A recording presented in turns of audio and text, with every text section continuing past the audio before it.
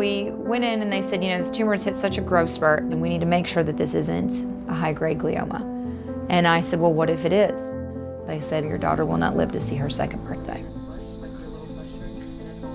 Thank you for allowing people to open their minds, Lord, to see that this is your gift to us, your gift from heaven, that you have given us this medicine to treat our babies. When we found out about Sophie's brain tumor, I had no idea this would be the gift from God to her. Amen. When your kid's got cancer, the rule book goes out the window, really. You need to get them well and you need to do everything that you can to make them well, and I wouldn't feel right if I didn't explore everything that there was. They found over 20 tumors in his chest. At that time, Dr. Storch told us, now is the time to do alternative medicine. People have been using cannabis as a medicine for 5,000 years. THC has always been kind of the star of the show because it's the most psychoactive. But then research started showing that there were a lot of other cannabinoids in the plant that had as many, if not more, therapeutic effects. For me, one of the most exciting areas is cannabis an anti-cancer agent? The number of different ways that cannabis and cannabinoids in the test tube seem to suppress cancer is quite impressive. But in oncology, we often say the plural of anecdote is not evidence. Cancer cells plus cannabis together in a petri dish. We know what happens there. There's a lot of studies that show that. Right. We do not have human studies, and certainly we don't have studies in pediatrics. Perfect. Look at that. If we want to use marijuana as a medicine, we need to make it a medicine. We haven't done that yet. My friend dying from pancreatic cancer can't wait for studies. Yeah. My child can't That's the problem.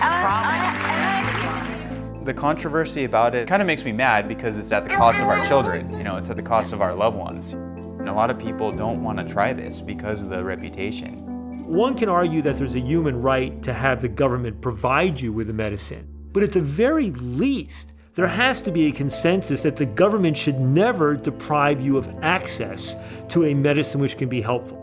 Why, as a society, are we denying people the use of something that I have seen firsthand over and over and over again be helpful?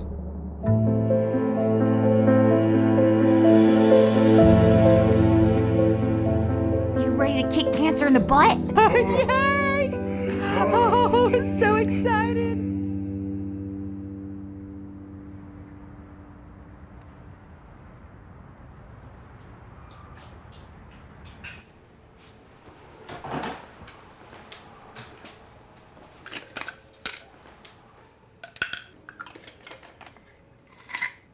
It started off with a swollen tonsil, which I just thought was a throat infection, so it didn't concern me too much.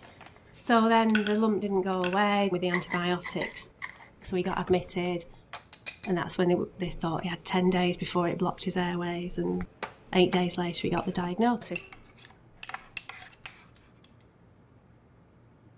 I was really surprised when the doctor came in and handed me this treatment plan, and I just thought, that's really odd that it's already been designed. And then I realised that it was one size fits all for that particular diagnosis, that type of cancer.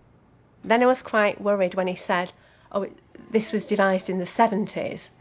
And I said, what, it's not been changed since the 70s? And he said, well, yeah, slightly, but fundamentally, because kids' cancer is quite rare, not much research gets done, which I find quite worrying, because you'd hope that with medical advances, things would have changed slightly.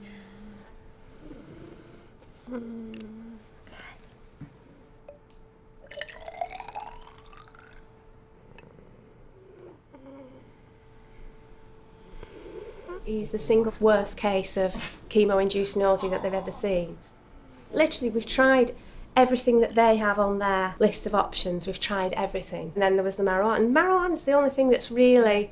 it doesn't work all the time, but when it works, it really, really works. Then I started reading about cannabis oil and the anti-tumour properties of it, and I thought, well, if we're using it to treat the symptoms, we might as well give him the anti-tumour dose at the same time. It's all about supporting the side effects and helping the chemo to do its job of getting rid of the cancer. They're the two main things that I'm trying to do with this.